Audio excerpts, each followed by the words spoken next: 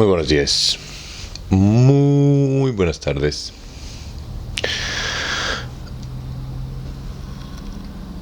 Ándale pues, o muy buenas noches.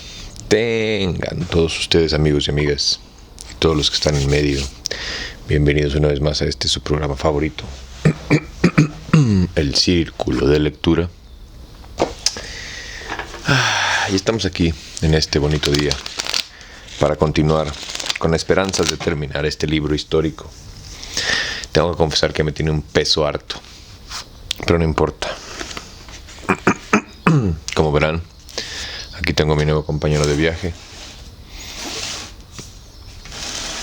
Aquí lo voy a dejar nada más para que vea la banda que sí lo estamos ya leyendo, pero que pues si la vida nos ha enseñado algo es que hay que terminar lo que empezamos, y que sí me gustaría llevar varios libros al mismo tiempo, y es algo que estoy definiendo cómo lo voy a poder hacer, pero creo que pues últimamente, mis ñeros, ¿no? Les mando un saludo a todos ustedes, a todas ustedes, les doy las gracias por venir. Y sin más por el momento ni preámbulos estúpidos que no te importan, esto es Juárez, las revoluciones de Ayutla y de Reforma, por Francisco Bulnes. Cuarta parte, la revolución de Reforma. Capítulo 8, sin historia.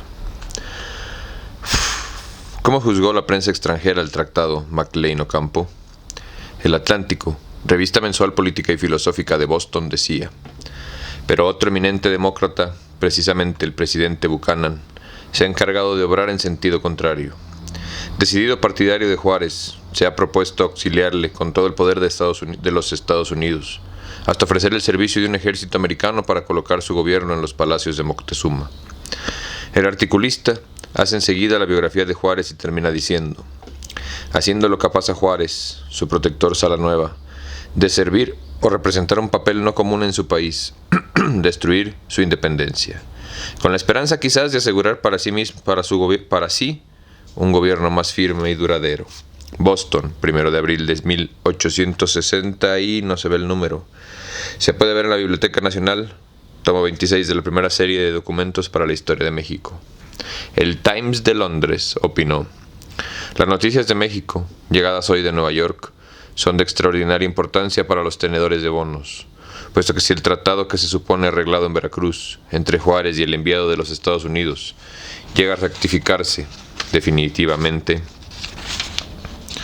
México desde ese momento pasará virtualmente al dominio norteamericano. Toda la parte septentrional del país será abierta a los colonos, quienes no solo tendrán el privilegio de introducir efectos libremente, sino que podrán llamar en auxilio propio a las tropas de los Estados Unidos en cualesquiera de las dificultades que les sobrevengan de parte de la población nativa. Las vías de tránsito, cedidas respectivamente desde los límites occidentales de Texas hasta el Golfo de California, y de océano a océano por el istmo de Tehuantepec, así como las diversas vías de tránsito en el centro de la América, estarán exclusivamente bajo la inspección de los norteamericanos, en todo aquello a que no se opongan las estipulaciones del tratado Clayton-Bulwer. Con tales condiciones, la absorción de la República Mexicana puede ser llevada a cabo poco a poco y sin provocar la bárbara, aunque inútil, resistencia que traerían consigo más directos procederes. El robo de México comenzaba. Para que sigan diciendo que no es cierto, que son puras mentiras y choros y exageraciones. The Daily Picayune, periódico esclavista y sostenedor de las piraterías de Buchanan, publicado en Nueva Orleans, opinaba: esta suma, la de los 4 millones según el tratado debían entregar los Estados Unidos, es ciertamente muy pequeña para pagar concesiones tan extensas y tan valiosas. Por solo el derecho de tránsito a través del istmo de Tehuantepec, la administración Polk, hace cosa de 12 años, autorizó una oferta de 15 millones de pesos. Compramos el Valle de la Mesilla hace pocos años y dimos más millones de los que ahora se nos piden, para asegurar una vía de tránsito de nuestro mismo territorio y venir a hallar la mejor vía aún permanente en el territorio de México. Tenemos ahora derecho de tránsito por Tehuantepec y un dominio tan completo sobre otras 2 vías como pudiéramos tenerlo si hubiéramos comprado el territorio. Verdaderamente no sabríamos decir si en la actualidad no es mejor para nosotros tener el derecho de tránsito con facultades ilimitadas de protección que haber tenido una cesión de territorio. No hay necesidad de apresurarse respecto de adquirir territorio en aquellas regiones, y es de creerse que nos haremos de él tan luego como nos sea útil y necesario. Le Propagateur Catholique de los Estados Unidos decía: podrá ser que México esté destinado a perder su nacionalidad, pero habríamos deseado que al menos la perdiese noblemente. Estaba reservado a Juárez envilecer a aquella nación para perderla con más facilidad y ahogar su espíritu de independencia en el cieno más asqueroso. Citado por Villaseñor, página 143. No sé qué traigo en la garganta hoy, discúlpenme, fíjese. Un pollo.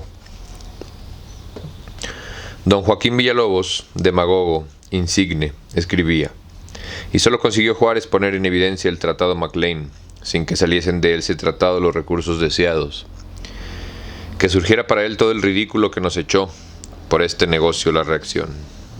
Guillermo Tell, 18 de mayo de 1861, Biblioteca Nacional. El Constitucional, periódico liberal rojo, afirmó que después de la acusación de traición formulada por el diputado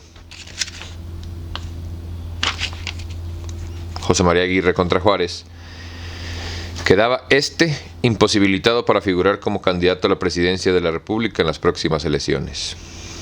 El señor licenciado Eduardo Ruiz, escritor liberal, exaltado, autor de la biografía de don Melchor Ocampo y su admirador apasionado, ha escrito fuera del calor y las pasiones del momento.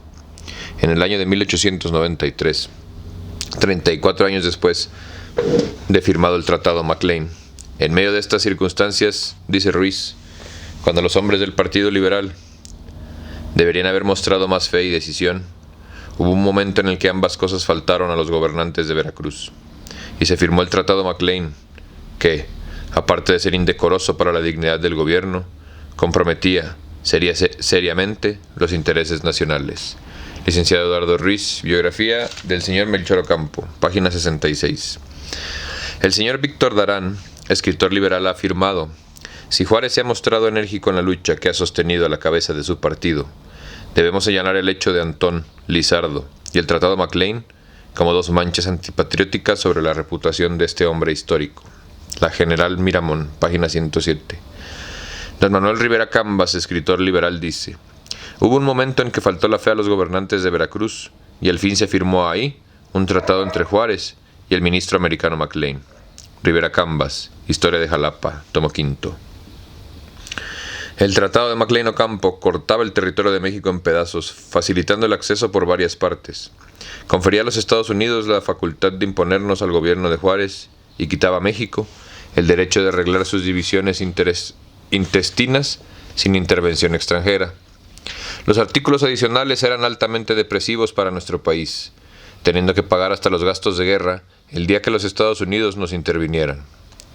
Daban a Juárez la facultad de ratificar el tratado, lo que tan solo competía al Congreso según la Constitución, y humillante para nuestro patriotismo, el que se recurriera al auxilio del gobierno vecino para conservar el orden en el territorio mexicano. Rivera Cambas, Historia de Jalapa, tomo quinto.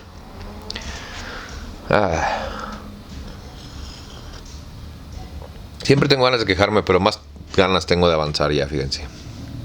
El licenciado don Blas José Gutiérrez Flores Alatorre, liberal rojo, profesor, que fue de la Escuela de Derecho de la Ciudad de México, dice: verdad es que el tratado que en 1859 celebró el señor Melchor Ocampo por el señor Benito Juárez con Mr. McLean, ministro del Norte, era gravísimo y seriamente peligroso para México. Pero la cesión a perpetuidad del derecho de tránsito por el istmo de Tehuantepec, por la extensión de toda clase de derechos, efectos y mercancías que pasasen por dicho istmo, por la autorización para introducir fuerzas del norte para seguridad de personas y bienes que pasasen por las rutas del propio istmo, por el derecho de tránsito de tropas, abastos militares y pertrechos de guerra desde Guaymas hasta el rancho de Nogales, u otro punto de la frontera cerca del grado 111, oeste de la longitud del Greenwich, sin pagar más que la mitad de los derechos comunes por la cesión a perpetuidad, con iguales extensiones, del derecho de vía y tránsito, excepto por tropas y pertrechos a través del territorio mexicano desde Camargo y Matamoros hasta otro punto del Río Grande en Tamaulipas por vía de Monterrey, hasta el punto de Mazatlán y desde los expresados Rancho de Nogales o Grado 111, por la vía de Magdalena y Hermosillo, Sonora hasta Guaymas, etc., no recibiendo en recompensa de tan asombrosas y amenazadoras concesiones para México,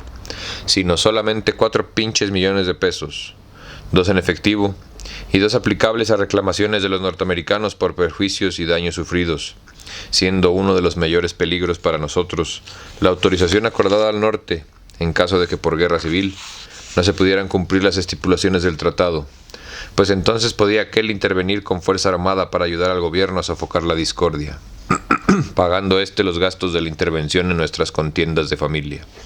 Pero por fortuna, no solo la prensa reaccionaria por espíritu de oposición, sino la liberal por patriotismo, y los hombres más prominentes del progreso, atacaron el descomunal convenio con cuyos autores no se mancomunaron, y por otra mayor fortuna las cámaras de Washington tampoco concedieron su aprobación al referido tratado, que quedó solo como punto de la historia de los errores sin consecuencia. Blas Gutiérrez, Nuevo Código de la Reforma, tomo 2, parte 2. El señor licenciado Justo Sierra ha afirmado: el gobierno constitucional celebró otro tratado terrible, el Tratado McLean. Los Estados Unidos se disponían a intervenir en México y con motivo de la inseguridad de nuestro territorio, el presidente Buchanan en su mensaje había consultado al Congreso la intervención armada para ayudar al gobierno constitucional de Juárez. Con objeto sin duda de impedirlo, el gobierno que había estado hacía tiempo procurando encontrar recursos pecuniarios en Estados Unidos, pero resuelto evitar la intervención, negoció por 4 millones de pesos, que en efectivo se reducían a 2. Un convenio que cedía a la Unión Norteamericana tales franquicias en Tehuantepec y en una zona de la frontera norte, que equivalía al condominio a la cesión de una parte de la soberanía de la República sobre el territorio nacional. Que un pacto semejante haya parecido hacedero a hombres del temple patriótico de Juárez de Ocampo es un hecho pasmoso, y nadie vacilará en calificarlo de crimen político, si la alucinación producida por la fiebre política en su periodo aligido no atenuara la responsabilidad. México, su evolución social, tomo 1. Don Guillermo Prieto.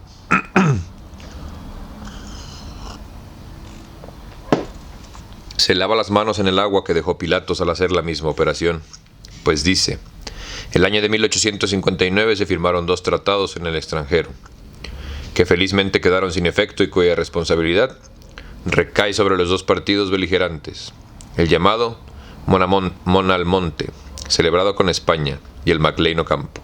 Guillermo Prieto, Lecciones de Historia Patria. El licenciado don Luis Pérez Verdía afirma: en el año de 1859 se firmaron 2 tratados vergonzosos para la nación, que solo se explican por el interés que tenían los 2 partidos en recibir ayuda por obtener la victoria. Uno fue acordado en París el 27 de septiembre entre el ministro español don Alejandro Mon y el mexicano don Juan L. Almonte, aprobado por el gobierno de Miramón, en cuya virtud se arreglaban las diferencias con España, concediéndole más de lo que en justicia le pertenecía. Y el otro se pactó en Veracruz, entre el ministro americano Mr. McLean y el mexicano don Melchor Ocampo, por el cual se concedía a los Estados Unidos la facultad para atravesar el territorio nacional por diversas zonas y para dar garantías a sus nacionales que residían en México. Por fortuna ninguno de estos tratados se llevó a efecto, pues el Almonte, lejos de ser reconocido por Juárez, lo declaró nulo y traidor al general Almonte, y el McLean Ocampo no fue aprobado por el Congreso americano. Afortunadamente, güey. Pérez Verdía, Compendio de Historia de México, páginas 371 y 372. El señor licenciado Félix Romero dice: Ocampo fue muerto a balazos al pie de un árbol, bajo el pretexto reaccionario de haber negociado el Tratado McLean, a que iba ligado su nombre, que concedió ciertas franquicias a los americanos en el istmo de Tehuantepec, pero cuya estipulación había quedado solo propalada por no haberla ratificado ni el gobierno mexicano ni el de los Estados Unidos. Félix Romero, prólogo al primer tomo de Melchor Ocampo, obra completa. Pero don Manuel Cambre, autor de la obra histórica, la Guerra de 3 años. El Tratado Maclean, presentado conforme a su fantasía, no obtiene observación de hacerle, fuera de ciertos inconvenientes derivados a la legislación de ambos países. Cambre Manuel, la Guerra de los 3 años. Los autores liberales, compendios de historia, los señores Manuel Paino, Julio Zarate, Javier Santamaría y otros, no se ocupan en sus órbitas del negocio más importante por las razones siguientes. Como paréntesis cultural, ¿ahora vieron por qué es tan importante el Istmo de Tehuantepec y desde cuándo existe el interés de apropiarse de él, güey? 1860 estamos hablando, güey, 1830 aproximadamente. O sea, paren de mamar que sus lenguas raspan, ¿eh? Y otros no se ocupan en sus órbitas del negocio más importante por las razones siguientes. Número 1. Salud y muchas gracias por estar aquí.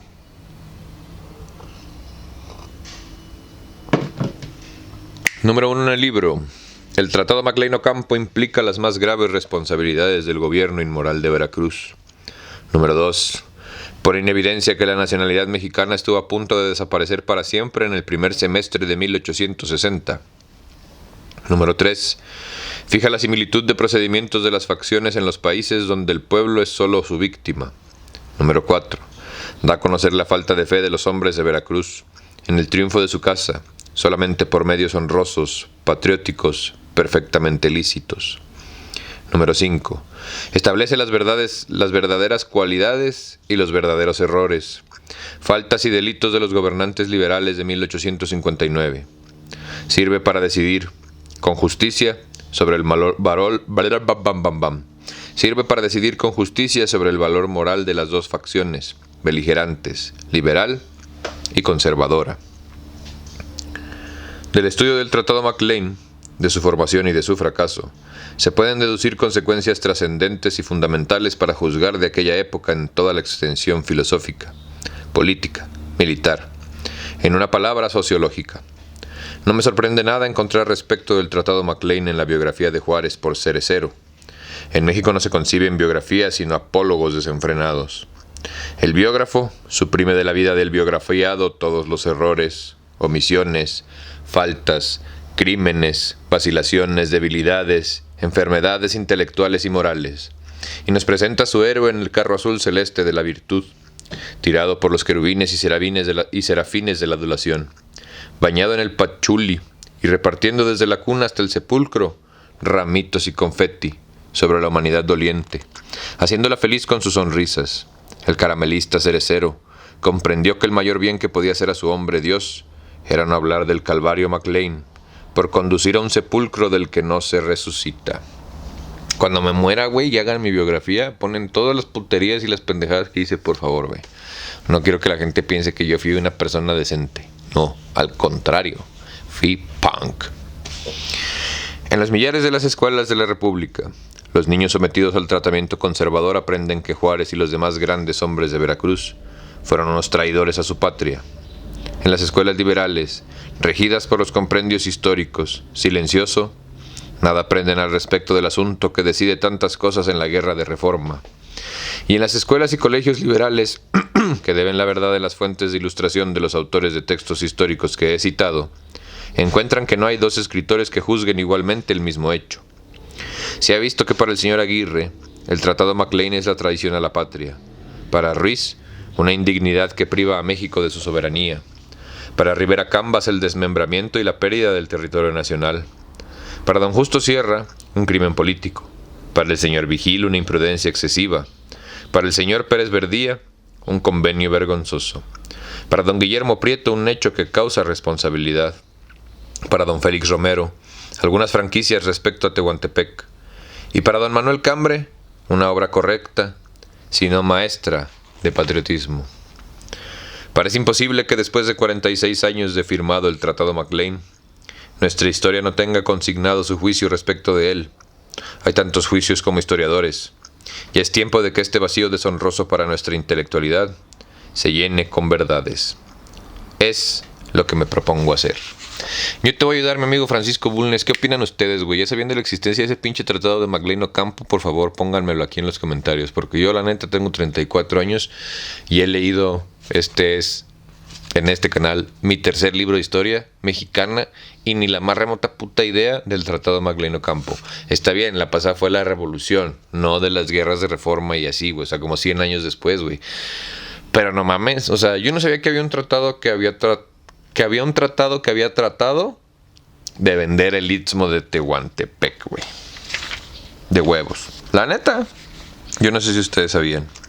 Y me parece muy interesante que como mexicanos tengamos una historia tan recortada, ¿no? Y que nos platiquen una parte tan... pues sí, güey, o sea... recortada de la historia. Se me hace una patada en las bolas. Pero bueno. Continuemos.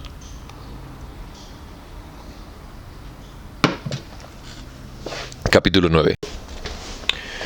Capítulo 9. Juárez ratifica el tratado McLean Ocampo. Supongo que son dos partes porque dice uno. Déjame checar en el índice antes de...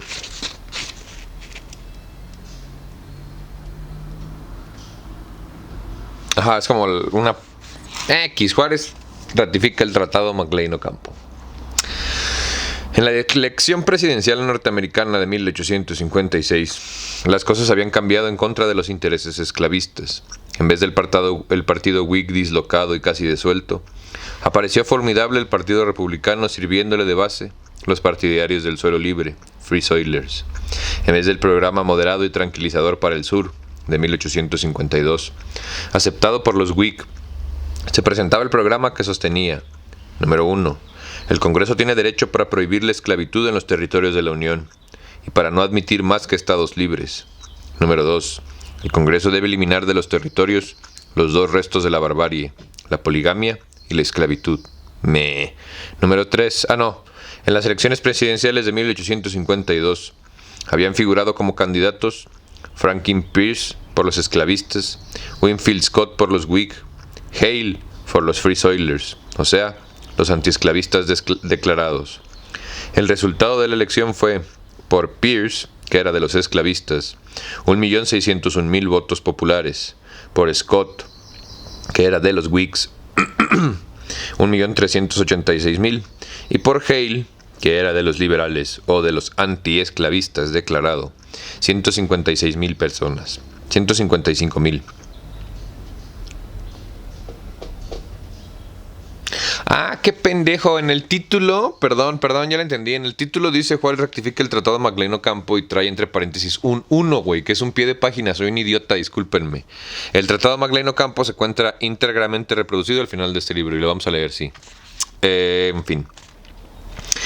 En las elecciones de 1856 figuraban como candidatos Buchanan con el programa de que el Congreso no tenía facultad para legislar sobre la esclavitud en los territorios, asunto de la competencia exclusiva de la población local.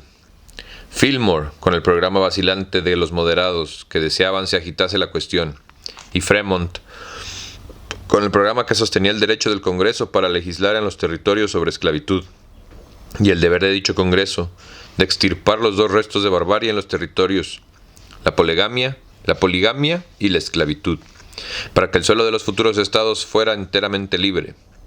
El resultado de las elecciones fue, por Buchanan, 1.838.169 votos populares, por Fillmore, 874.534, y por Fremont, 1.341.264. El candidato esclavista había triunfado, pero la estadística electoral señalaba la gran pérdida sufrida por el esclavismo y su futura irrevocable derrota en el sufragio próximo. En efecto,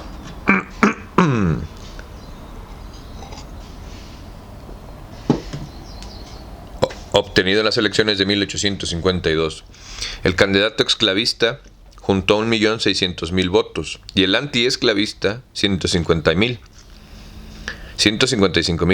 Pero en las elecciones de 1856, el candidato esclavista juntó 1.838.000 votos y el antiesclavista 1.341.000. Era evidente la derrota del candidato esclavista para 1860, como en efecto lo fue, y como lo pronosticó, la alta prensa europea y la norteamericana antiesclavista. Igual cosa comprendió el partido esclavista, y lleno de terror apeló a un recurso que causó gran indignación hasta entre los vacilantes. En el caso del negro, Dred Scott, y sin que tuviera relación con él, la Suprema Corte de Justicia Federal, cuya mayoría era esclavista, como debía suponerse, puesto que siendo los magistrados nombrados por el presidente con aprobación del Senado, tanto uno como el otro habían sido constantemente esclavistas desde 1820, con excepción de las cortas administraciones de Harrison y Taylor. La Suprema Corte de Justicia Federal declaró por 5 votos contra 3. Número 1. Que el compromiso de 1820 prohibiendo la esclavitud al norte del paralelo 36 grados, 30 minutos, había sido inconstitucional y nulo. Unconstitutional and void. La Suprema Corte se había esperado 37 años para hacer esta declaración. Número 2. Que no solamente el Congreso había hecho bien en derogar el compromiso de 1820, sino que le estaba prohibido renovarlo. Número 3. Que los esclavos, siendo una propiedad privada, era esta tan respetable como cualquiera otra clase de propiedad en los dominios de la Unión, y en consecuencia no podía decretarse el suelo libre de los territorios federales. El fallo escandaloso de la Suprema Corte fue profundamente oscurecido por el voto particular del magistrado Curtis, que causó gran sensación y fue como el astabandera del Partido Republicano. Que acuérdense que para el nacimiento del Partido Republicano se montan ellos en la bandera antiesclavista, güey. El republicano es el antiesclavista, aunque usted no lo crea, güey. De puta madre.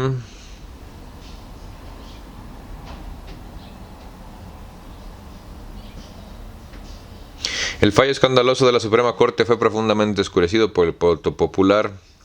Mr. Buchanan anunció enfáticamente en su mensaje de toma de posesión de la presidencia el 4 de marzo de 1857 que la cuestión de la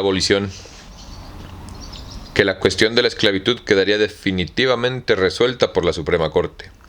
Afirmación muy imprudente, pues el presidente no debía conocer un fallo de la Corte antes de que ésta deliberase y lo pronunciase. Como lo afirmaba Mr. Blaine, la conducta de la Corte arrojó combustible sobre un asunto que ya estaba en el periodo del fuego blanco. Blaine, 20 años en el Congreso, página 151. Esa parte de la historia de Estados Unidos también está interesante, güey. Porque aparte hoy se quieren presentar así como el pueblo de la libertad y es de que, güey, no mames, la Casa Blanca la construyeron esclavos. O sea, ¿cómo pueden ser el pueblo de la libertad? Váyanse a la verga. Los esclavistas habían perdido la mayoría en la Cámara de Representantes y no podían tardar mucho en perder la del Senado. La prensa de ambos partidos arrojaba insultos, amenazas, lumbre y frases explosivas como la pólvora. En esos momentos, diciembre de 1858, Mr. Buchanan pidió autorización para invadir a México con el pretexto de castigar los ultrajes del gobierno de Miramón, y el Congreso no quiso dársela. Para una expedición contra México no tenía mayoría en ninguna de las cámaras, y el Partido Republicano, entregado con pasión, con patriotismo, con inteligencia, con verdadero furor a resolver, cuanto antes y a favor de la libertad, el negocio de la esclavitud, no estaba dispuesto a obsequiar los deseos de Mr. Buchanan, pérfidos, pero admirablemente comprendidos. El partido moderado de Fillmore no se prestaba tampoco a apoyar una nueva guerra. Las plegarias de Mr. Buchanan sobre los inmensos agravios que México había hecho a los ciudadanos de los Estados Unidos fueron escuchadas con indiferencia por los moderados, con indignación, por los republicanos que comprendían perfectamente que el civismo de Mr. Buchanan no era más que pura e inmoral intriga esclavista. Si quieren, podemos sustituir el término esclavista por inmigrante o antiinmigrante. Y ahí ustedes díganme qué piensan. En 1859, año en que se firmó en Veracruz el Tratado McLean, la excitación en los Estados Unidos a causa de la esclavitud había llegado al punto en el que solo la guerra civil, ofreciendo un resultado trágico pero decisivo, podría calmar los ánimos. En otoño de ese año, 2 hombres graves de gran posición e influencia, incendiados por la política candente, consuman un duelo a muerte. El senador Broderick, de California, y el juez Terry, se baten y el primero cae muerto al primer disparo de su adversario. Este duelo llamó más la atención por considerarse como el símbolo próximo del choque entre el sur y el norte, que los duelos memorables y trágicos entre Hamilton y Burr en 1804, entre Graves y Chile en 1838. En octubre del mismo año de 1859, John Brown, antiesclavista, levantó una banda armada, asaltó el arsenal de Harper's Ferry, Virginia, centro del esclavismo, y lo tomó. El programa de Brown fue ni más ni menos que insurreccionar a todos los esclavos de la Unión. Brown fue atacado, vencido, hecho prisionero y ejecutado. El norte vio en él un héroe. En esos momentos Juárez y Ocampo acababan de estipular el Tratado McLean. Ignoraban Juárez y Ocampo el estado de la política de los Estados Unidos, no obstante que tenían acreditado como ministro en Washington a un liberal inteligente, observador, laborioso, incorruptible, dedicado a llenar su deber como el distinguido liberal don José María Mata. Ignoraban Juárez y Ocampo que Mr. Buchanan había perdido en diciembre de 1858 la autorización al Congreso para invadir a México, establecer un protectorado en Chihuahua y Sonora y tomar en prenda el territorio necesario para responder al pago de más de $10 millones, que aumentando con el gasto de la invasión hacía que fuera imposible a México pagarle, quedándose por consiguiente sin el territorio invadido. Ignoraban que el Congreso no había hecho caso de la recomendación y queja de Mr. Buchanan. Ignoraban que el Partido Republicano se manifestaba opuesto resueltamente a la guerra con México, favorable a los estados esclavistas. Ignoraban que ese partido, contrario a los intereses del sur y decidido a combatirlo hasta vencerlo, tenía mayoría en la Cámara de Representantes y el triunfo presidencial seguro para dentro de 10 meses. Ignoraban que el choque entre el norte y el sur era ya inminente, como lo probaban bien los hechos y como lo preparaban los sensacionales acontecimientos que oscurecían la atmósfera de la Unión, cruzada por siniestros relámpagos delatores de la futura guerra civil. Ignoraban, por último, que todas las exigencias de Mr. Buchanan podían desecharse impunemente porque no estaba en situación de cumplir sus inmorales amenazas contra México para intimidarlo y despojarle. Si ignoraban todo esto, ignoraban que había sol, agua en el mar, nubes en la atmósfera, calor en Veracruz, habitantes en Europa y clero en México oponiéndose a la reforma, pues estos fenómenos no eran más visibles que los que lo hacían bambolear el edificio contrahecho de la Unión Americana. Chale.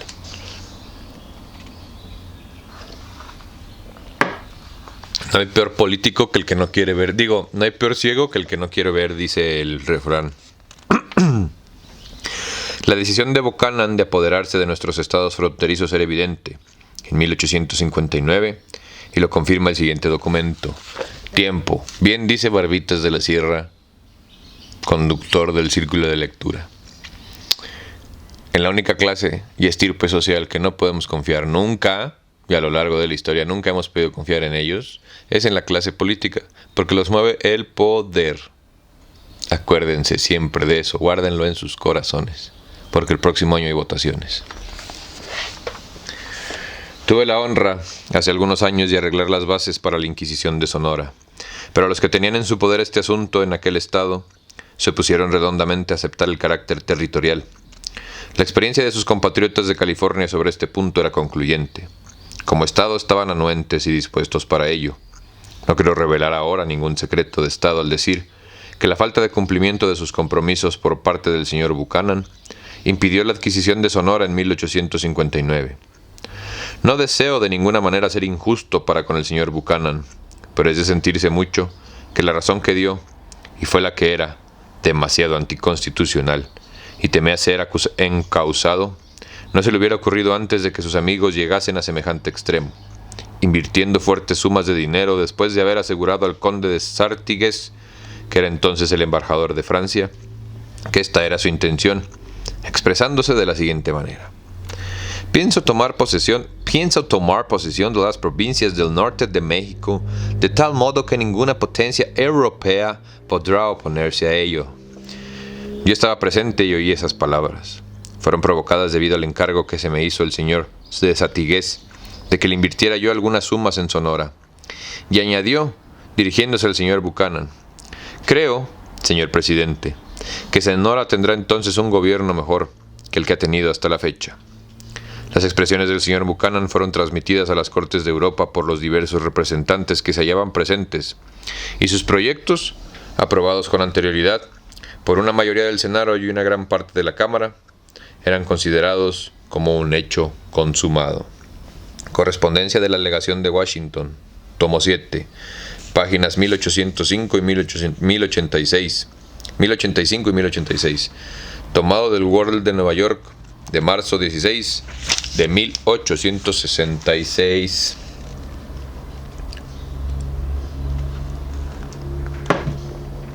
Como muy justamente decía Mr. Blaine, la política en los Estados Unidos en 1859 había llegado al rojo blanco y solo podía apagarla la sangre de la guerra civil.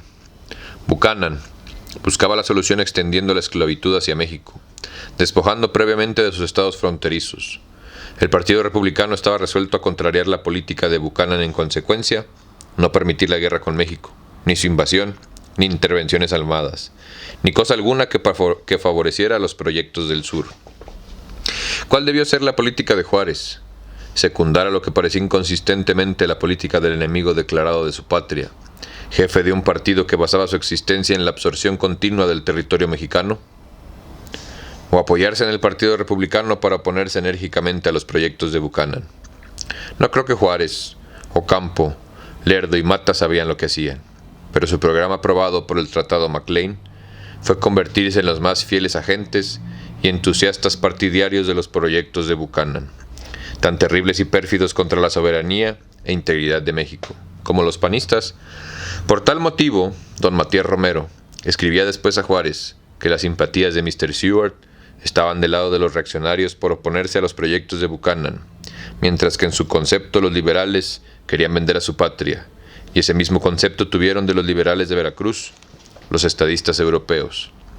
Desde el momento en el que el Tratado McLean significaba la adquisición mal disimulada de esa gran parte del territorio mexicano por los esclavistas, el Partido Republicano tenía que oponerse con todas sus fuerzas a la aprobación del tratado.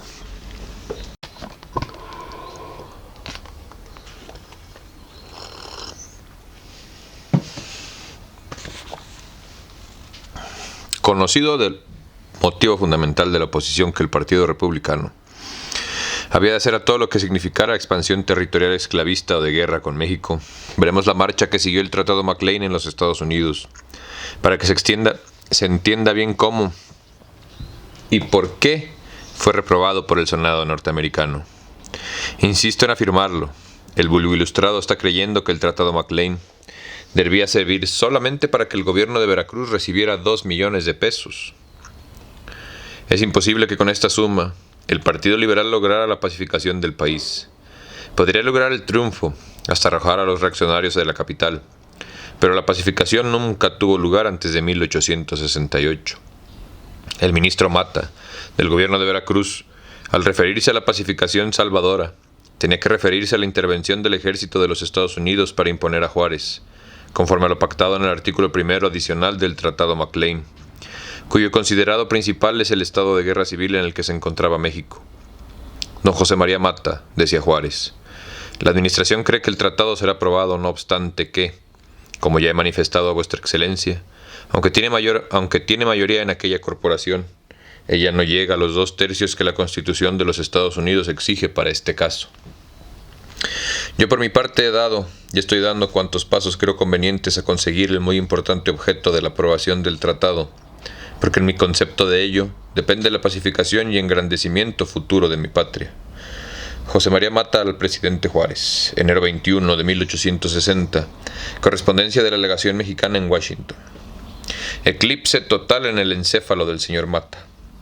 El señor Mata, agobiado por la obsesión de engrandecer a su patria con el dominio en ella de la esclavitud, reinando en el sur de los Estados Unidos, determinó engañar miserablemente al senador por Luisiana, John Slidell, impresionado por la oportuna protesta del ministro reaccionario, Muñoz Ledo, a la que probaba una gran verdad, que Juárez no tenía facultades emanadas de la Constitución para firmar tratados, ratificarlos y ponerlos en vigor. El activo señor Mata comprendió el prejuicio de que la protesta reaccionaria podía causar a sus saludables designios y apeló a una desvergonzada mentira para salvar la situación.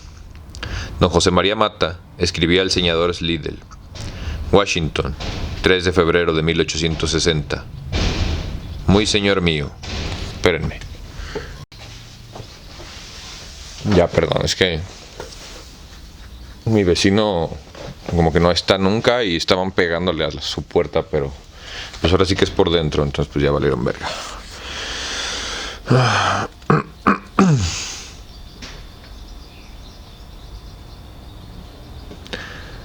Washington, febrero 3 de 1860. Muy señor mío, como en la protesta hecha en la Ciudad de México el día 17 de diciembre de 1859, firmada por don Octaviano Muñoz Ledo, con el carácter de secretario del estado de don Miguel Miramón, representante de la parte del clero y del ejército rebelde contra las autoridades legítimas de la República y representante del gobierno de los Estados Unidos, la circunstancia de que el artículo 72 de la Constitución de 1857, de la actual deriva el presidente Juárez, el poder que ejerce, establece que solo al Congreso pertenece el poder de aprobar tratados, convenios o convenciones diplomáticas. Juzgo de mi deber dirigir a usted la presente carta, manifestándoles las razones que existen para considerar de ningún valor lo alegado por los rebeldes de la Ciudad de México en contra del referido tratado, para que se sirva de hacerlo presente al tratarse de esta cuestión, en el seno de la Comisión de Relaciones Exteriores del Senado, a que usted dignamente pertenece. Aquí entra el señor Mata en consideraciones sobre que los reaccionarios no tienen derecho a invocar una constitución que no reconocen, y después agrega lo inconcebible.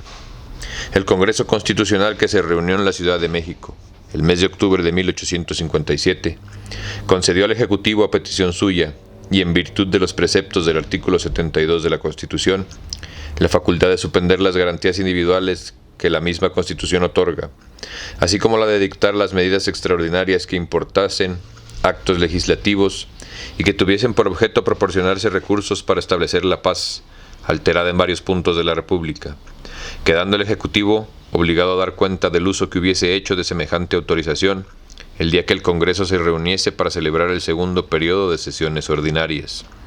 Carta de Mata a Slidell, correspondencia de la delegación mexicana en Washington.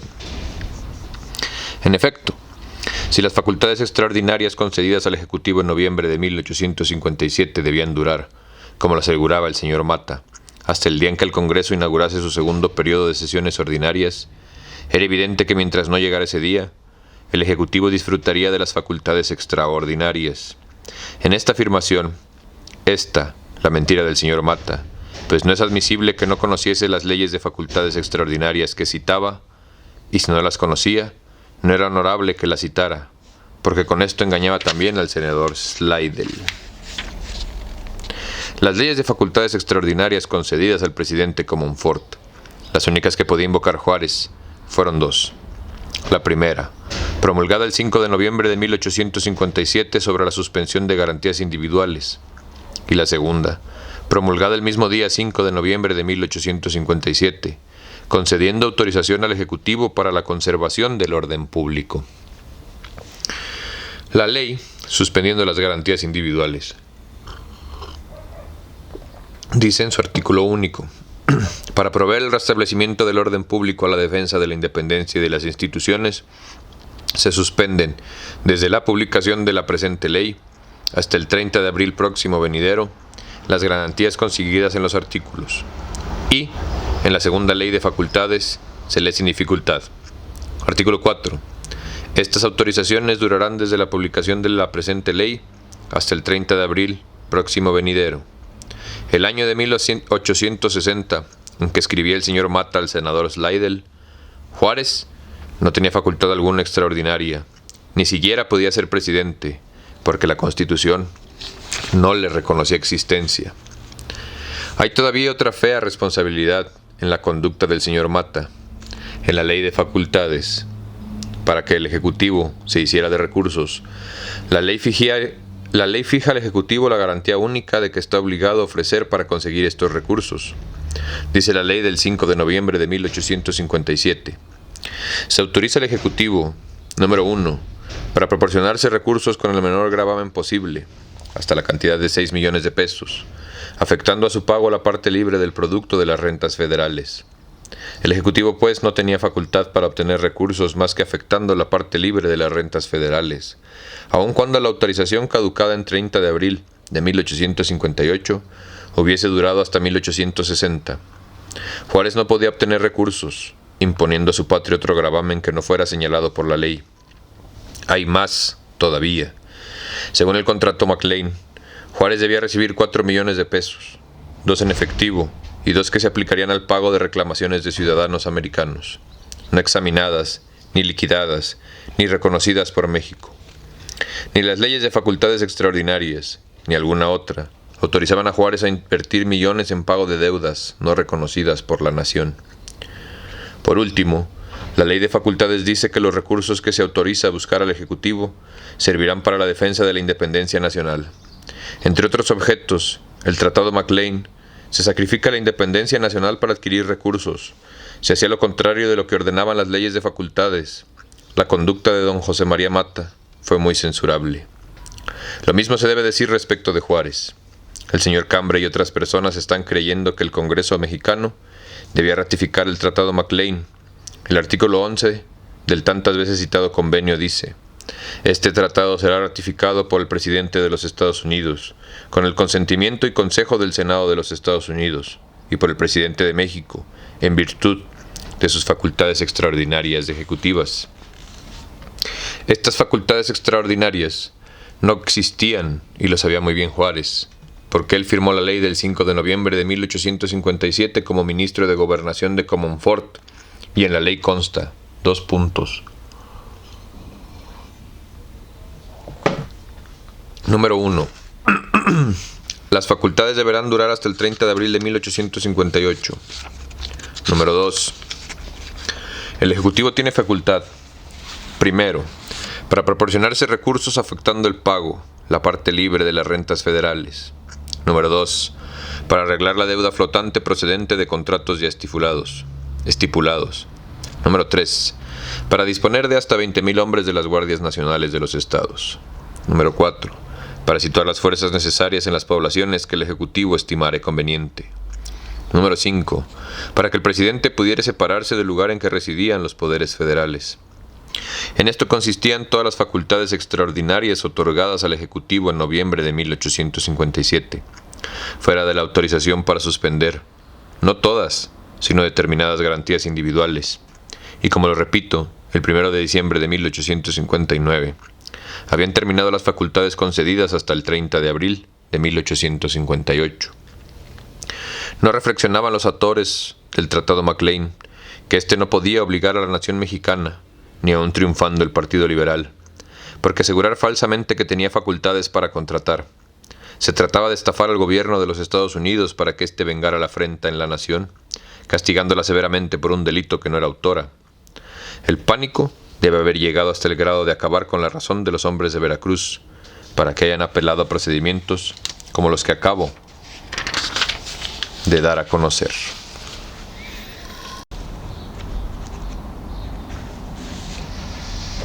Pero sí es cierto, va, que nos quedamos a la mitad del segundo capítulo. Ya iba a empezar yo a leer como si estuviéramos haciendo un capítulo nuevo del Círculo de Lectura, discúlpenme. Pero no, no estábamos terminando. O bueno, nos quedamos a la mitad del capítulo. ¿Qué quedamos? ¿Qué era? ¿9? ¿10?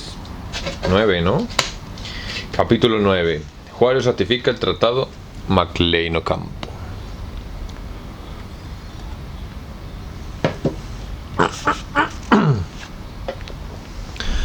En su mensaje al Congreso del 19 de diciembre de 1859, decía el presidente Buchanan: espero que el presidente, escribía en agosto último nuestro actual ministro, se sentiría autorizado para pedir al Congreso la facultad de invadir a México con fuerzas militares de los Estados Unidos, al llamamiento de las autoridades constitucionales para proteger a los ciudadanos y derechos de los Estados Unidos emanados de los tratados. I hope the President wrote our present minister in August last, will feel authorized to ask from the Congress the power to enter Mexico with the military forces of the United States at the call of the constitutional authorities in order to protect the citizens and the treaty rights of the United States. Ya ven cómo el interés de los putos cara pálida de invadir este país no es nuevo. Tiene toda la perra vida, güey. Para que Mr. Buchanan pidiese al Congreso de los Estados Unidos la autorización para invadir a México, al llamamiento de Juárez, era porque tenía la seguridad de que ese llamamiento tendría lugar. Es imposible admitir que el Ejecutivo, pida autorización para preparar un ejército de invasión, hacer grandes gastos y promover cuestiones más o menos delicadas con otras potencias y con los partidarios políticos nacionales, habiendo recibido una negativa terminante de Juárez a la proposición del ministro McLean de acudir con fuerzas a proteger a los ciudadanos norteamericanos en el territorio de México. ¡Regrésense a su país! Es imposible también admitir que Juárez no fue interrogado por McLean antes de escribir a Buchanan que pidiera la autorización de invadir a México, por llamamiento de Juárez.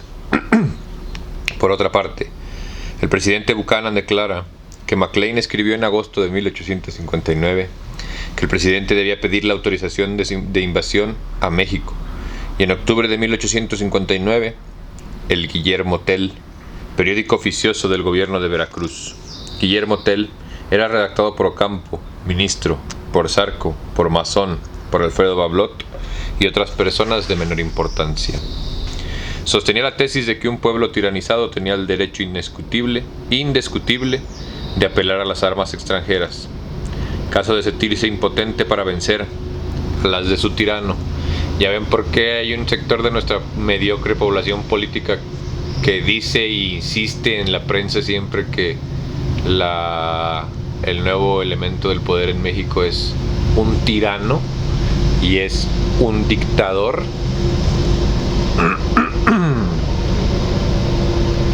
Pinches malinches. Mr. Buchanan, para enardecer al Congreso de los Estados Unidos y obligarlo a dar la autorización de invadir a México, después de relatar la conducta bárbara del gobierno reaccionario en la que destacaban sobre todo los asesinatos de Tacubaya cometidos el 11 de abril de 1859 por don Leonardo Márquez, de orden del general Miramón, aseguraba lo que los mexicanos nunca hemos sabido, y es que fueron asesinados 3 médicos norteamericanos entre los mártires mexicanos. Some of these were only worthy of barbarous age, and if they had not been clearly proven, would have seemed impossible in a country which claims to be civilized. Of this description was the brutal massacre in April last, by order of General Márquez, of three American physicians who were seized in the hospital at Tacubaya while attending upon the sick and the dying of both parties. Para los que no hablan el estúpido idioma carapálido, algunos de esos eran solamente dignos de una edad bárbara. Y si no hubiera sido probado, sería imposible creerlo de un país que se dice civilizado. Esta descripción de la brutal masacre de abril, por orden del general Márquez, de tres doctores americanos que estaban en el hospital de Tacubaya, que estaban atendiendo a los enfermos y moribundos de ambos partidos. No, güey, pinches gringos neta salvando el planeta desde tiempos ancestrales, vato, el Chile, güey.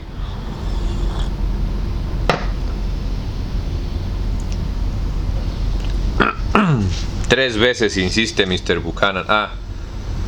Este que acabo de leer es el tercer mensaje anual de diciembre de 1859. 3 veces insiste Mr. Buchanan en su mensaje del 19 de diciembre de 1859 sobre la imperiosa necesidad de invadir inmediatamente a México, manifestando que cree poder obtener el consentimiento y ayuda del gobierno de Juárez para hacer más fácil la invasión. The most acceptable and the least difficult mode of accomplishing the object will be to act in concert with that government. Their consent and their aid might, I believe, be obtained, but if not, our obligations to protect our own citizens in their just rights secured by treaty will not be less imperative. Para todo, el mismo documento. Para todos los que no hablan ese estúpido idioma carapálido, lo más aceptable y lo menos difícil de lograr es el objetivo de estar al unísono con el gobierno, Su consentimiento podría ayudarnos y seguramente será obtenido. Si no, como quiera es nuestra obligación proteger a nuestros ciudadanos en su derecho asegurado por el tratado, que no debe de ser menos imperativo. O sea, pura mierda. Con las últimas palabras se ve que Mr. Buchanan estaba resuelto a llevar a cabo la invasión, aún sin el consentimiento de Juárez. El acuerdo de Juárez para la inmediata invasión de México por el ejército norteamericano es un hecho innegable, que se encuentra en el mismo tratado McLean-Ocampo. En el artículo primero adicional dice: Artículo 1. Si se violaren algunas de las estipulaciones de los tratados existentes entre México y los Estados Unidos, o si peligrare la seguridad de los ciudadanos de una de las dos repúblicas dentro del territorio de la otra, y el gobierno, legítimo y reconocido de aquella, no pudiere por cualquier motivo hacer cumplir dichas estipulaciones, o proveer a esa seguridad, será obligatorio para ese gobierno el recurrir al otro para que le ayude a hacer ejecutar lo pactado, y a conservar el orden y la seguridad en el territorio de la dicha república, donde ocurra tal desorden y discordia. Había desorden y discordia en el territorio mexicano en 1859 durante la terrible guerra de Reforma. Sí, indudablemente. ¿Peligraba la seguridad de los ciudadanos norteamericanos en territorio mexicano? Según Mr. Buchanan, no solo peligraba, sino que don Leonardo Márquez había asesinado a 3 médicos norteamericanos el 11 de abril en Tacubaya. Y además, el presidente Buchanan ocupa muchas líneas en su citado mensaje, exponiendo al Congreso los numerosos graves, inauditos y bárbaros ultrajes contra la vida y propiedades de los ciudadanos de los Estados Unidos, cometidos por los mexicanos.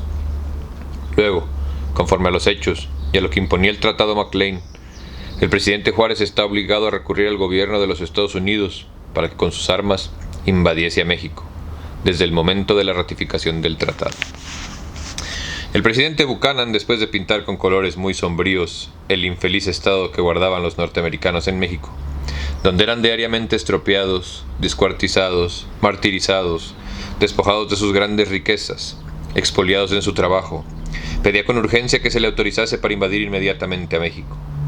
El ministro mexicano, Mata, transcribió a Juárez el amenazante, agresivo e injurioso mensaje de Buchanan, sin conmoverse, como quien noticia quien irá a México en una compañía de circo y fieras.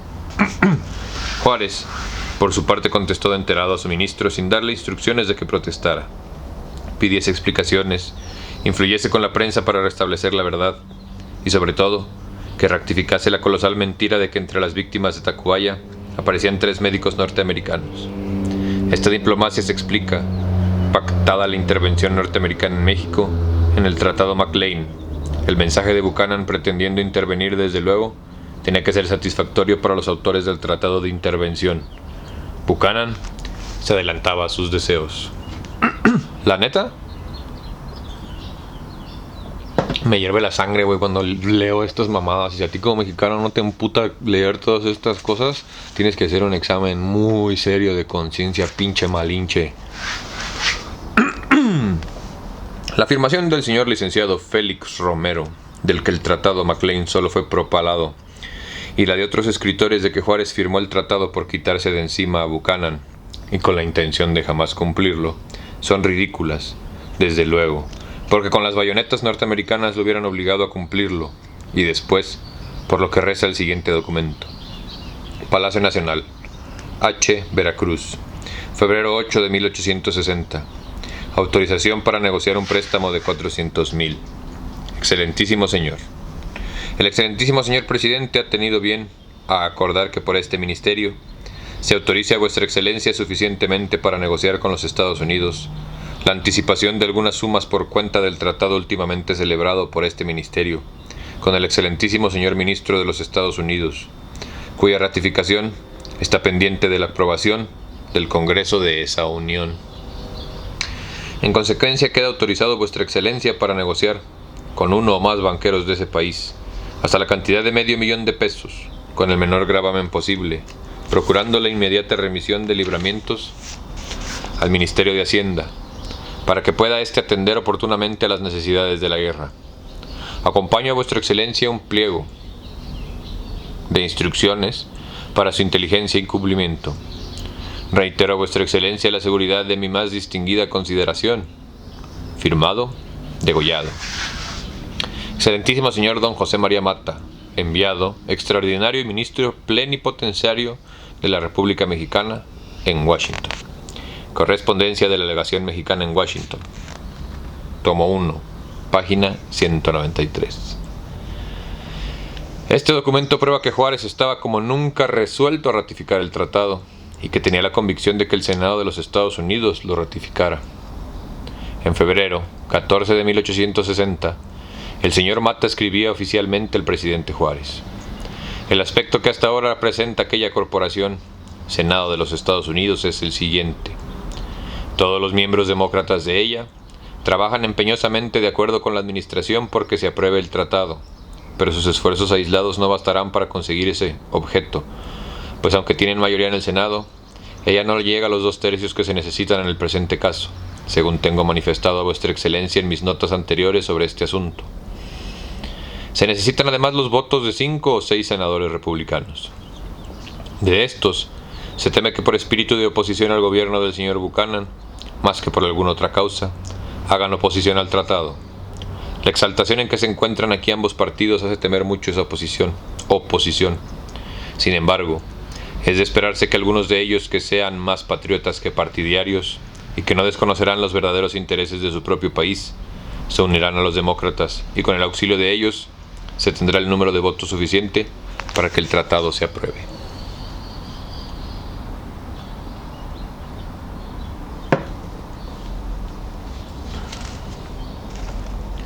A este fin se dirigen todos los esfuerzos de la administración, que está haciendo cuanto puede, y los que esta misma alegación, que persuadida de que la salvación de México depende de la aprobación del tratado, no perderá esfuerzo ni sacrificio alguno para conseguir tal objetivo, valiéndose de cuantos medios están a su alcance, ya teniendo frecuentes conferencias con varios senadores, y haciendo publicar artículos favorables en los periódicos de esta capital y en los de Nueva York. Correspondencia de la Legación Mexicana en Washington. El empeño del gobierno de Veracruz por la aprobación del tratado era grande, pues decía oficialmente en comunicación reservada al señor Mata: ya se tiene dado la orden al Ministerio de Hacienda para proporcionar recursos a esta legación, a fin de que pueda expensar escritores públicos que con sus producciones sostengan la ratificación del tratado, esperando entre tanto que vuestra excelencia ponga además otros medios que estén a su alcance para lograr el mismo objetivo. Degollado a Mata, correspondencia de la Legación Mexicana en Washington. El señor Mata, obrando con actividad, participaba Juárez. Teniendo en cuenta todas estas circunstancias, a la vez que los amigos del tratado me repetían diariamente que sin influir en la prensa y sin la cooperación de algunos agentes que contrabalancearan los trabajos de los contrarios, habría que resignarse a ver rechazar el tratado, resuelto por mi parte a no perdonar sacrificio ni esfuerzo que pudiera conducir a asegurar el éxito del asunto tan importante, determiné, a pesar de la falta de autorización e instrucciones en que me ha dejado el Supremo Gobierno, ir a la ciudad de Nueva York para procurar obtener algunos fondos que sirviesen a cubrir los gastos más indispensables.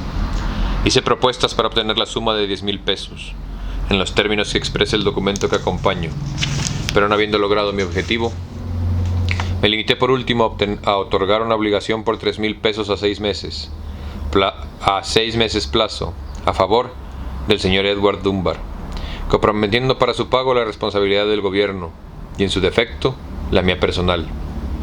El producto de esta obligación servirá para cubrir los gastos del mismo señor Dunbar y de otras 2 personas que vendrán a esta ciudad a trabajar por la ratificación del tratado. El gobierno de Juárez correspondió al Mata. Contesto la nota reservada de vuestra excelencia número 2, fecha 27 de enero último, relativa a los trabajos emprendidos para la aprobación del tratado pendiente con Estados Unidos y la adquisición de 3,000 pesos que vuestra excelencia tomó en calidad de préstamo, manifestándole que el excelentísimo señor presidente, a quien di cuenta de dicha nota, ha dispuesto se pague aquella suma por el tesoro público al señor Dunbar de Nueva York, con el plazo de 6 meses que vuestra excelencia indica, y que servirá decir que día comenzará a contarse en la inteligencia de que hoy mismo se librarán las órdenes al Ministerio de Hacienda para los efectos expresados. Correspondencia de la Legación Mexicana a Washington.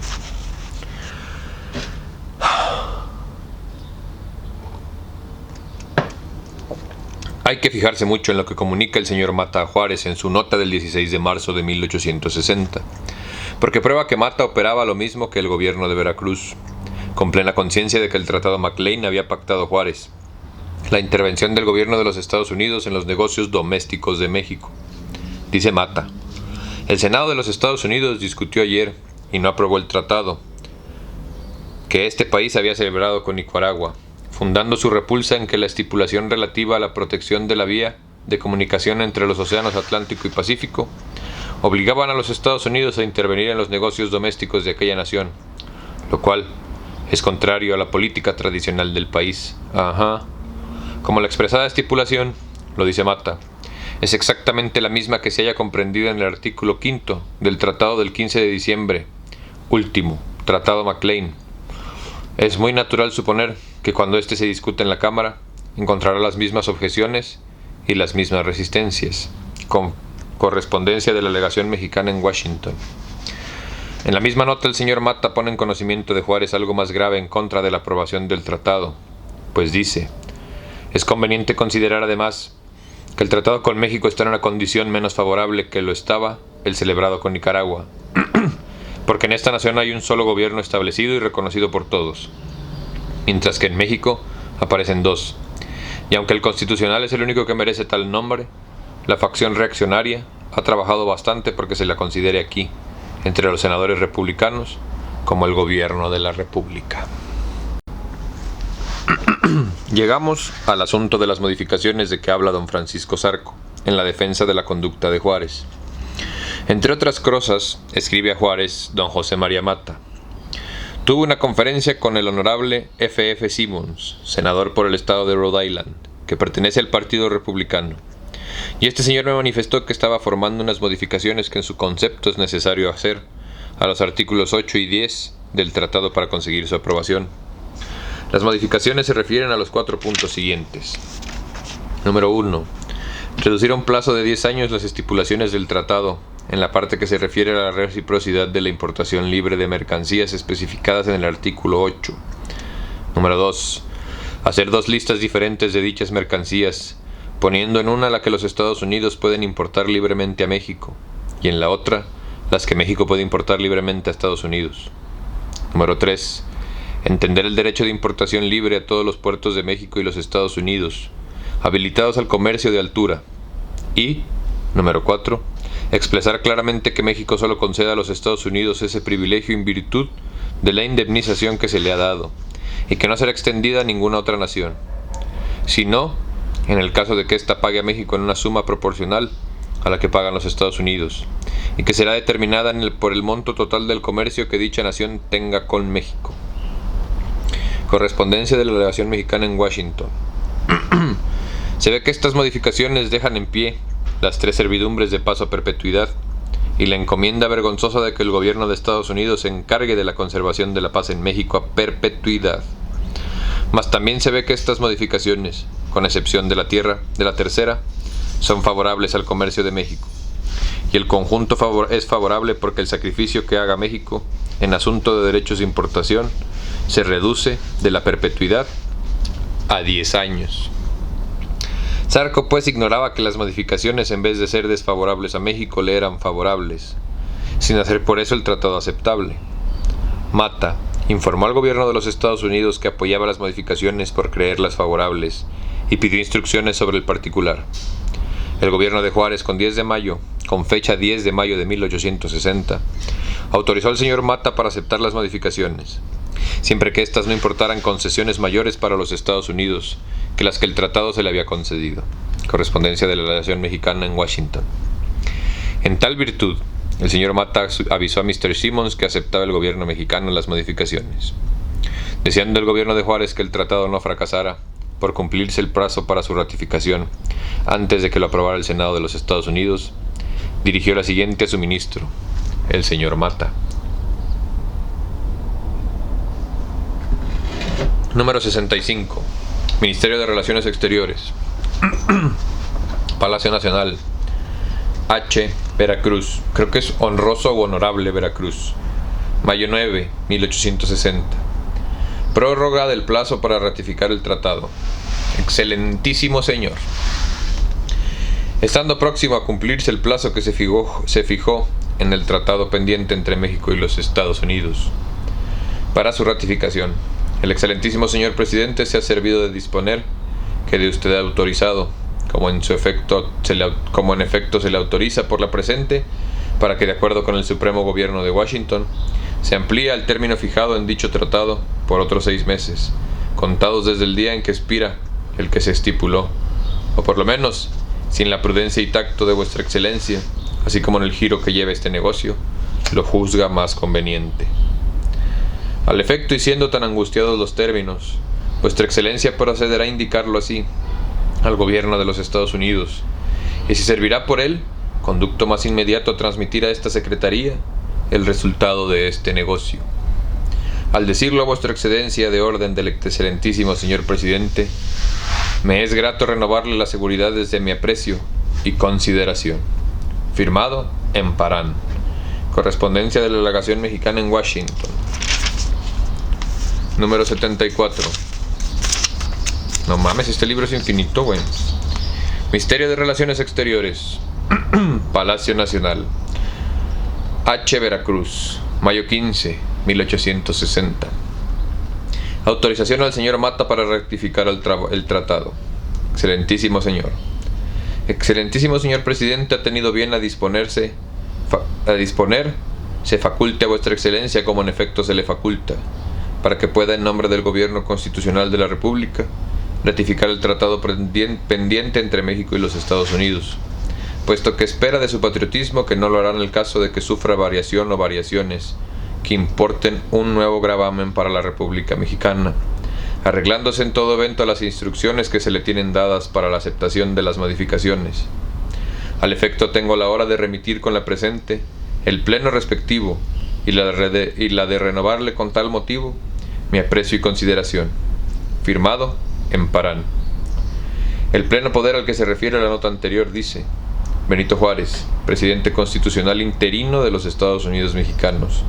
A todos los que el presente vieren, sabed que en su uso de las facultades que me hallo investido y teniendo plena confianza en el patriotismo, probiedad y luces del excelentísimo señor don José María Mata, he tenido a bien a facultarlo ampliamente para que en su carácter de enviado extraordinario y ministro plenipotenciario de la República Mexicana de los Estados Unidos, pueda en nombre del Gobierno Constitucional de México ratificar el Tratado de Tránsitos y Comercio pendiente entre ambos países, aprobadas que sean por el excelentísimo señor Mata las modificaciones o variaciones que mejor convengan al interés mutuo de las dos repúblicas.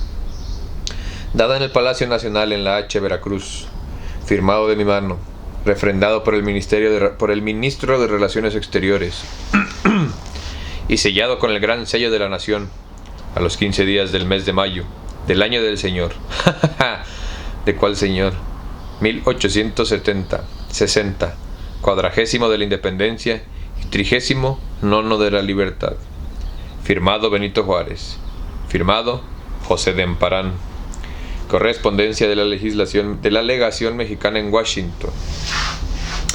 Los dos documentos que acabo de copiar prueban que Juárez rectificaba definitivamente el Tratado McLean, en el caso de que no sufriera modificaciones o en caso de que las modificaciones no importaran un nuevo gravamen para la República, dejando al señor Mata en libertad de apreciar esas modificaciones. Yo presento estudiado el tratado sin modificaciones, en consecuencia, tal como lo ratificaba Juárez, definitivamente.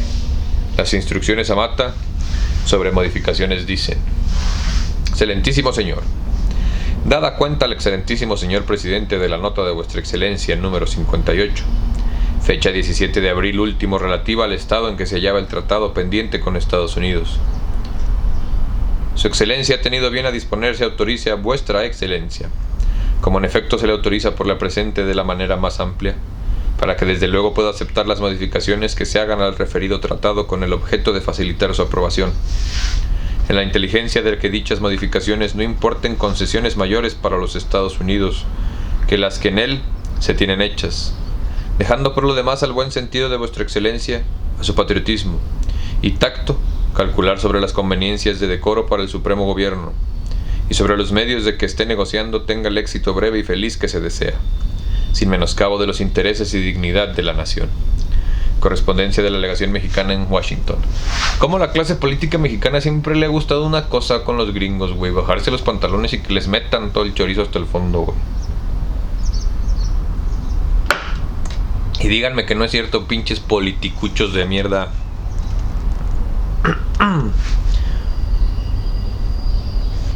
Confunde hasta el estupor que el gobierno de orden a Mata de aceptar las modificaciones.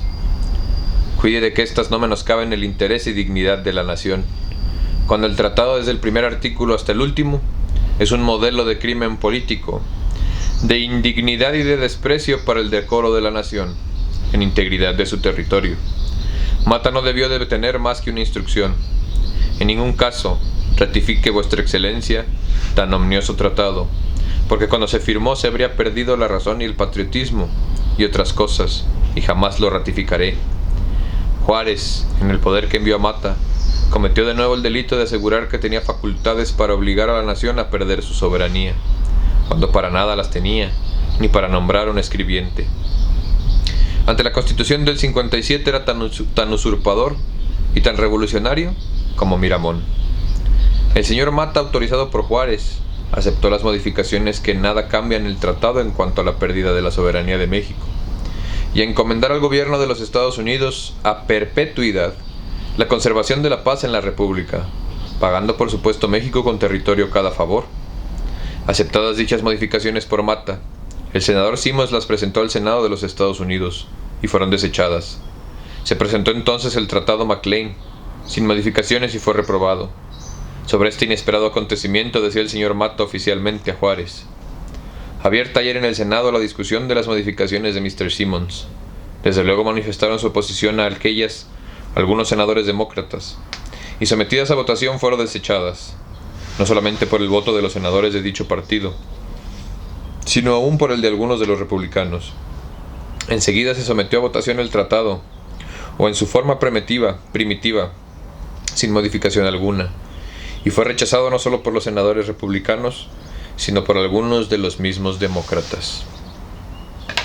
Afortunadamente, güey, la neta. Y me voy a dar una vuelta, porque leer cómo tratan de vender a México, y todavía después saber que crecí, güey, yendo a la escuela leyendo sobre este pendejo que es el mejor presidente de México, y que además lo tengamos no en uno, sino en dos billetes, güey, el más chico y el más grande. Aquí está el más grande, pinches mediocres.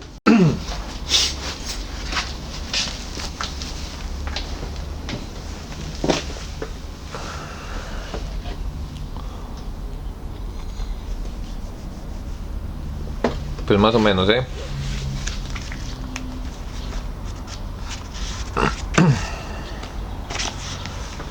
Veamos cómo explica el señor Mata Juárez la reprobación del Tratado McLean.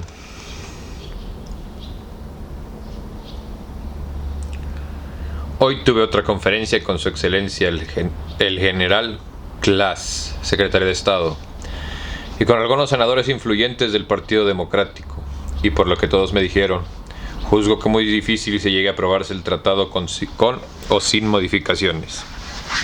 La división que hay en el Senado y la excitación en que están las pasiones de sus miembros es tal que no es posible esperar por ahora que los de un partido se pongan de acuerdo con los de otro, ni aun para conseguir un objeto de reconocida conveniencia y utilidad pública. Basta que un partido haya iniciado una medida para que éste encuentre desde luego la oposición del partido contrario, oposición que es mucho más formidable cuando la medida procede de la administración que se ha enajenado las voluntades no solo del partido opuesto, sino aún de algunos de los mismos demócratas, y como ninguno de los partidos tiene suficiente número de votos para vencer al otro, nada se puede adelantar. Correspondencia de la delegación a Washington. El señor Mata no consideró oportuno reproducir las razones aducidas por la oposición para reprobar el tratado. El señor Finhal de Texas, demócrata, fue el primero que atacó el tratado diciendo que él se opondría a la ratificación hasta que no hubiese en México un gobierno bastante fuerte para hacerse obedecer en todo el país, y bastante respetable para que se pudiese tratar con él sin exponerse a que la nación rechazase el tratado, que entre tanto que esto no sucediera, era hasta indigno que el Senado se ocupase de él y lo discutiera. A Villaseñor. Pues es que claro, güey, imagínate que quieres ratificar tu gobierno como presidente y lo primero que haces es irle a pedir chichi a otro cabrón, güey. Pues ahora, que actualmente eso sea lo que se hace, Zelensky, esa es otra cosa, güey. La opinión del presidente de los Estados Unidos, James Buchanan, sobre la reprobación del tratado es interesantísima.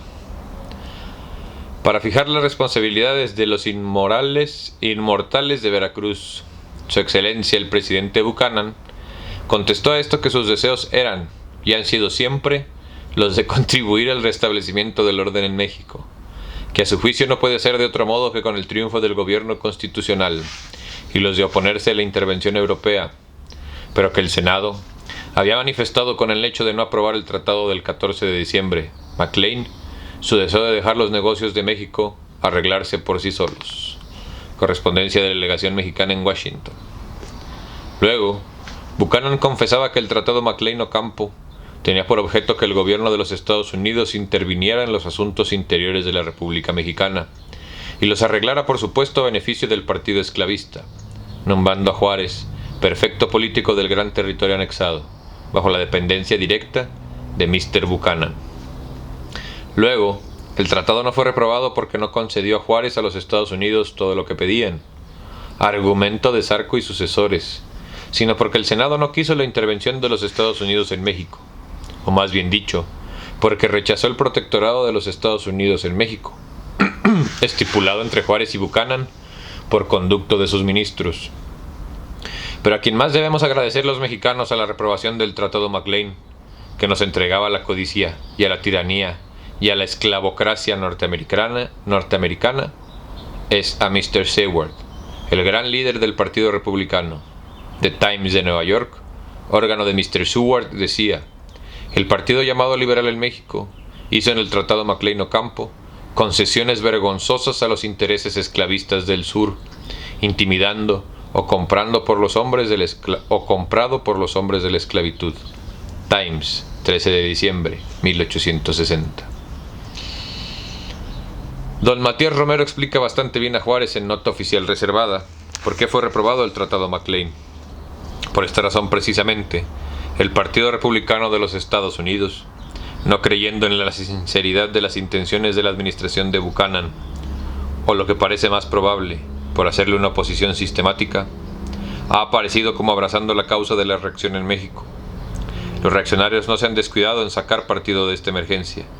Eligieron a gente suyo en esta ciudad, el señor barón, don Federico von Gerot, enviado extraordinario y ministro plenipotenciario de su majestad, el rey de Prusia, y decano del cuerpo diplomático residente en esta capital, persona que estuvo muchos años en México, y que por su edad y su educación, por su posición social, y por la nación a que pertenece, y el gobierno a quien sirve, es eminentemente conservador.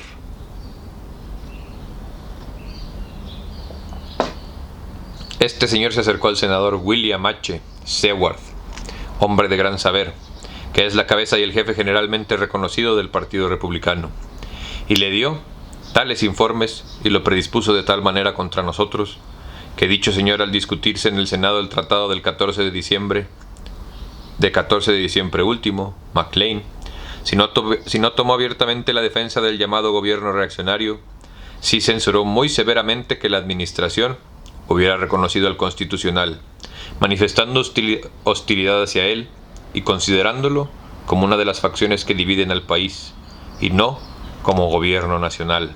Correspondencia de la delegación mexicana en Washington. Tenía razón Mr. Seward, pues como lo he repetido y probado, Juárez era en 1859 como Miramón, un simple jefe de facción. Se observa un desequilibrio sentimental en el señor Romero, porque en la misma nota emite frases que deberían de ser elogios para Mr. Seward por su conducta respecto al Tratado McLean.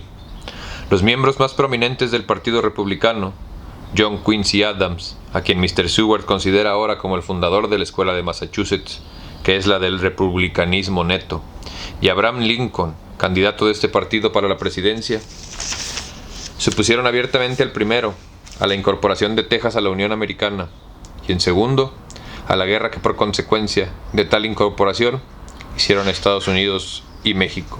en los años de 1846 y 47, y Adams en el Congreso, y Lincoln por medio de la prensa, manifestaron sin embozo su reprobación a la política de aquellas administraciones. Los demócratas, al contrario, son los que iniciaron y ejecutaron tales medidas, y en su credo político entra como uno de los artículos cardinales que han de procurar en cuanto de ellos depende ensanchar los límites de la Unión y propagar la institución de la esclavitud.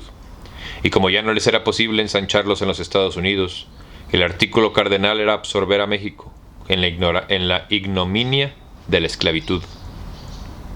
No se comprende cómo el señor Romero deplora que el Partido Republicano, a cuyo frente se encontraban Seward y Lincoln, se hubieran opuesto a la política negrera de Buchanan, y secunde con los inmortales de Veracruz la continuación del programa que nos arrancó primero a Texas, después California, Nuevo México y la Mesilla. Y todavía después de eso quieres firmar un pinche tratado para meterlos al país, maricón. Retuércete en tu tumba, maldito. No se comprende cómo el señor Romero deplora que el Partido Republicano, a cuyo frente se encontraban Seward y Lincoln, se hubieran opuesto a la política negrera de Buchanan, y secunde con los inmortales de Veracruz la continuación del programa que nos arrancó primero a Texas y después California, Nuevo México y la Mesilla. Más tarde decía don Matías Romero a Juárez, por los antecedentes que tengo, creo que la nota de Mr. Dayton ha hecho mala impresión contra nosotros en este gobierno. Don Juan N. Almonte es un hombre favorablemente conocido en este país, en el que, como vuestra excelencia sabe, ha estado varias veces con el carácter de ministro de México. Además, las simpatías de Mr. Seward estuvieron siempre del lado del gobierno reaccionario. Romero a Juárez, correspondencia de la legación.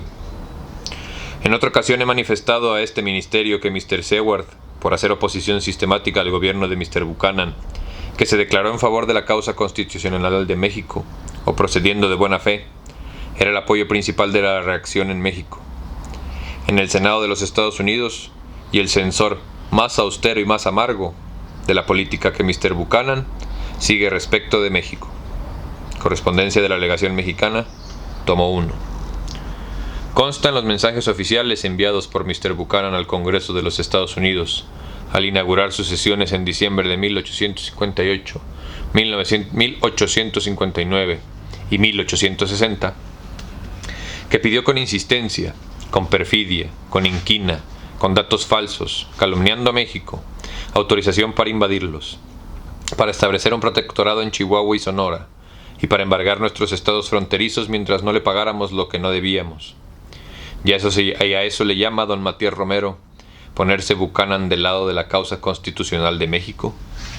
Eso equivale a afirmar que la causa constitucional en México era la causa de la traición a la patria, tal como la presentaban al mundo los inmorales de Veracruz, aunque hubieran creído lo contrario. Es el mismo señor Romero quien escribió oficialmente a su gobierno. El señor de Salguiní dijo en octubre de 1860 que el emperador Napoleón III nunca ha tenido mala disposición contra el gobierno constitucional, pero que cuando supo que había negociado con los Estados Unidos el tratado del 14 de diciembre último, McLean, le pareció más patriótica y nacional la causa del gobierno de la reacción. Napoleón III es el que nos invadió en la batalla de Puebla. No es posible dudar que el tratado McLean desacreditó al Partido Liberal en Europa y en los Estados Unidos ante todos los partidos. Si los inmortales de Veracruz estaban ciegos e inconsistentes, no lo estaba el mundo civilizado que observaba su conducta, y era imposible que hubiera simpatía para un partido que, proclamándose liberal y patriótica, secundaba la política descarada de Buchanan y tradicional de su partido, absorber a México para establecer la esclavitud. Al chile ni voy a decir nada, güey, porque me emperra como no tienen una idea saber que la historia de México está llena de este tipo de mediocres que vestidos de saco han intentado vender mi país y que después la historia nos los quiere meter a cucharadas con el sistema educativo público nacional. Muchas gracias por venir. Y yo creo que la verdad le vamos a dar una pausa a este güey, porque sí me está costando trabajo leerlo, güey. Le voy a dar una pausa, yo creo que de una semana, voy a aprovechar para... Hay un libro de Rafael García Márquez que tengo en el canal, que el audio está como los políticos de mi país, corrupto, y lo tengo que arreglar. Es un libro que dura 3 horas, Relatos de un náufrago. Yo creo que me voy a dar chance de arreglarlo y leerlo esta semana. Le vamos a dar una pausa a este güey para dejarnos descansar un poco y también para cambiar un poquito el tema del canal, porque ya tenemos para más de un mes con este cabrón. Es un libro largo, las letras son pequeñas, está bastante interesante, pero la verdad a mí me está costando mucho trabajo poder continuar los putos capítulos. Entonces le vamos a dar una pausa de 2-3 días. Voy a subir este del relato de García Márquez y terminamos este carnal y seguimos con las cosas que nos gustan. Muchísimas gracias por venir. Yo soy Barbitas. Y acuérdense que todos sus sentimientos son válidos, amigos. También se vale estar enojado. Un saludo a los que resisten y existen porque resisten, de las escuelas de arte que están en paro en México.